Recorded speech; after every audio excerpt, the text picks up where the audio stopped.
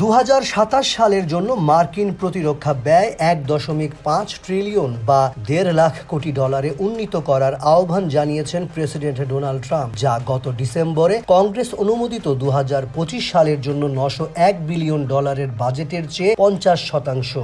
আগামী বছরকে অত্যন্ত সমস্যাপূর্ণ এবং বিপজ্জনক সময় বলেও অভিহিত করেছেন তিনি। সামাজিক যোগাযোগ মাধ্যম ট্রুথ সোশ্যালে ট্রাম্প লিখেছেন, এটি আমাদের ড্রিম মিলিটারি স্বপ্নের সামরিক বাহিনী তৈরিতে সাহায্য করবে, যেটি দীর্ঘদিন ধরেই আমাদের প্রাপ্য। আরও গুরুত্বপূর্ণ বিষয় হলো, এটা আমাদের সব শত্রুর ক্ষেত্রেই নিরাপদ এবং সুরক্ষিত রাখবে।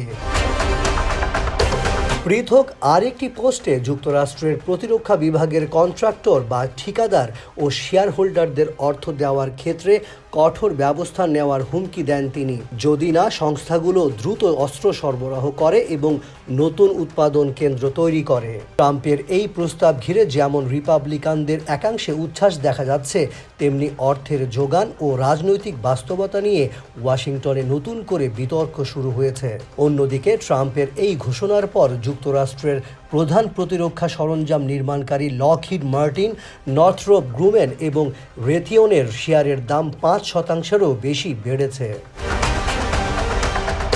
অর্থনীতিবিদরা আগেই সতর্ক করেছিলেন, যুক্তরাষ্ট্রের ব্যয় এবং আয়ের মধ্যে ব্যবধান অস্থিতিশীল পর্যায়ে পৌঁছেছে। কিন্তু ট্রাম্প বলেছেন, বিশ্বের বিভিন্ন দেশের ওপর আরোপিত শুল্কের মাধ্যমে ওয়াশিংটন তার প্রস্তাবিত $1.5 ট্রিলিয়ন প্রতিরক্ষা বাজেট সহজেই ছুঁতে পারবে।